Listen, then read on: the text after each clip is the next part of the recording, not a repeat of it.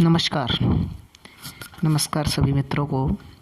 देखिए, आज हम साइकोलॉजी के बहुत ही महत्वपूर्ण टॉपिक पर चर्चा करने वाले हैं। अधिगम पर चर्चा करेंगे। अधिगम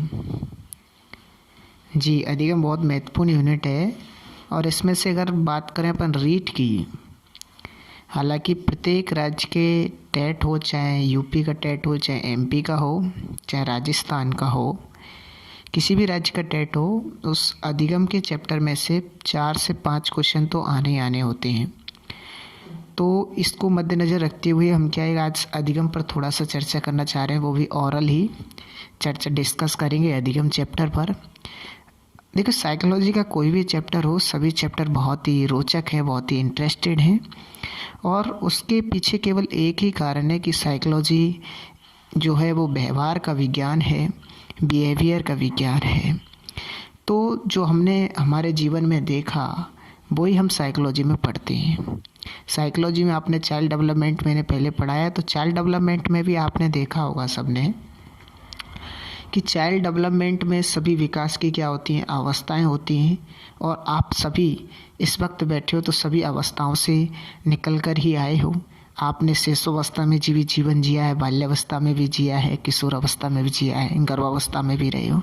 तो कहीं ना कहीं सभी जो आपने अपने जीवन में देखा है वही होने वाला है। इसी प्रकार से जब हम टॉपिक पढ़ रहे हैं अधिगम, तो अधिगम जो टॉपिक है वो भी हम अक्सर देखते हैं जो हमारे व्यवहार में घटित होता है उसी पर पूरा आधारित है अधिगम। एक बड़ा टॉपिक है अधिगम, बहुत वीडियो में बनाएंगे अपन, कई वीडियो बनाएंगे अधिगम के ऊपर, पूरा टॉपिक की वीडियो बनाएंगे। आपका बस विश्वास इतना सा है कि आप सभी वीडियोज़ को देखते जाइए, पसंद आए लाइक करते जाइए, अपने मित्रों को शेयर करिए। अब देखिए, सबसे पहले बात करते हैं अपन अधिगम की। तो अधिगम का मतलब क्या है? सामान्य अर्थों में लोग बाग मान लेते हैं कि अधिगम क्या है। सामान्य अर्थों में लोग बाग मान लेते हैं कि अधिगम केवल सीखना है। देखो, अधिगम का सामान्य शब्दों में आप अर्थ लगा सकते हो सीखने से, बल्कि जो अधिगम का अर्थ होता है, अधिगम का अर्थ है हमने जो कुछ भी विषय वस्तु या जो कुछ भी परिस्थिति या जो कुछ भी ज्ञान या जो कुछ भी कौशल या अभियोग्यता जो भी सीखा, उसको सीख करके हमारे व्यवहार में आने वाला स्थायी परिवर्तन, permanent change in our behaviour, वो कहलाता है अधिगम। अगर किसी विषय वस्तु को सीख करके, किसी कौशल को ग्रहण करके, किसी अभियोग्यता को सीखकर हमारे व्यवहार में कैसा परिवर्तन आता है, स्थायी परिवर्तन आता है, तो वो कहलाता है क्या? अधिगम कहलाता है वो। हम अक्सर आप लोग देखते हैं कि हम सभी अपने अपने दैनिक जीवन में विभिन्न प्रकार के कार्य करते हैं और उन विभिन्न प्रकार के कार्यों में से कई कार्य ऐसे होते हैं जो हमारे जीवन में स्थायी बन जाते हैं और वो क्या करते हैं, हमारे व्यवहार में स्थायी परिवर्तन ला देते हैं। तो वो क्या कहलाता है? अधिगम कहलाता है।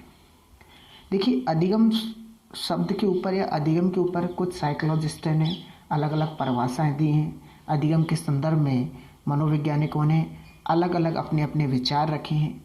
तो किस मनोवैज्ञानिक ने क्या क्या विचार रखे, उनके ऊपर पहले अपन क्या करते हैं, चर्चा करते हैं।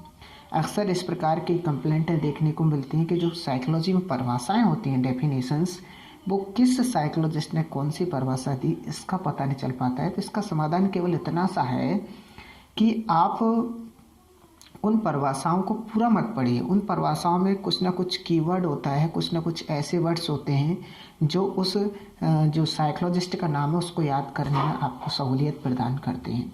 सबसे पहले मैं बात अगर करता हूँ तो मैं बात करूँ जैसे कि अधिगम से संबंधित परिभाषाओं की, आज अधिगम चैप्टर है।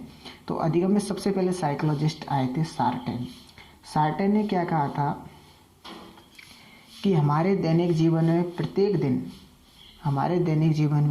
प्रत्येक दिन होने वाले नए नए अनुभवों के कारण व्यवहार में आने वाला स्थायी परिवर्तन ही अधिगम कहलाता है। ये परिभाषा दी थी सार्टेन ने। तो सार्टेन की परिभाषा में आपको क्या याद करना है, क्योंकि अधिगम का अर्थ तो व्यवहार में स्थायी परिवर्तन है, लेकिन सार्टेन की परिभाषा से याद करना है कि अनुभवों के कारण, इनने किस पर जोर दिया सार्टेन ने? अनुभव के कारण, यानी कि एक्सपीरियंस के कारण जो व्यवहार में स्थायी परिवर्तन आएंगे वो क्या कहलाएंगे? अधिगम कहलाएंगे। किसने कहा? सार्टेन ने। पहले की सार्टेन की परिभाषा हो गई। सार्टेन के बाद परिभाषा की बात करता हूँ मैं वुडवर्थ की। तो वुडवर्थ ने कहा था कि नवीन ज्ञान, न्यू नॉलेज, नवीन ज्ञान एवं प्रतिक्रियाओं का अर्जन ही अधिगम कहलाता है। यानी कि इन्होंने, वुडवर्थ ने ये माना कि नया ज्ञान और जो रिएक्शन मिलते हैं हर चीज़ पर हमें, प्रतिक्रियाएं, उनका अर्जन करना, उनसे हमारे व्यवहार में स्थायी परिवर्तन लाना क्या कहलाता है? अधिगम कहलाता है। तो नवीन ज्ञान एवं प्रतिक्रियाओं का अर्जन क्या होता है? अधिगम होता है। ये किसने कहा? ये किसने कहा, आप ये बताइए। तो ये किसा? वुडवर्थ ने। तो वुडवर्थ के दो शब्द हो गए, कीवर्ड याद करना है, नवीन ज्ञान एवं प्रतिक्रियाओं का अर्जन। इसके बाद बात करते हैं स्किनर। स्किनर ने अधिगम के संबंध में क्या परिभाषा दी? स्किनर ने कहा व्यवहार में उत्तरोत्तर अनुकूलन ही अधिगम है। अर्थात व्यवहार में दिन प्रतिदिन नए नए प्रकार के जो परिवर्तन आते हैं, जो चेंज देखने को मिलते हैं, वो क्या कहलाता है? अधिगम। तो स्किनर ने कहा कि व्यवहार में उत्तरोत्तर अनुकूलन, इनका शब्द क्या है? कीवर्ड अनुकूलन ही क्या है? अधिगम है। ये किसने कहा? स्किनर ने। इसके बाद बात आती है, किसने कहा? गिलफोर्ड। कौन से? गिलफोर्ड। गिलफोर्ड ने क्या कहा कि व्यवहार के कारण व्यवहार में आने वाला स्थायी परिवर्तन ही क्या है? अधिगम है। गिलफोर्ड ये कहते हैं कि एक मानव जब दूसरे मानव से या एक विषय वस्तु से कोई प्रकार का जब व्यवहार करते हैं और उस व्यवहार के कारण हमारे व्यवहार में जो स्थायी परिवर्तन आता है, वो क्या है? अधिगम है। तो गिलफोर्ड इसको बोलते हैं।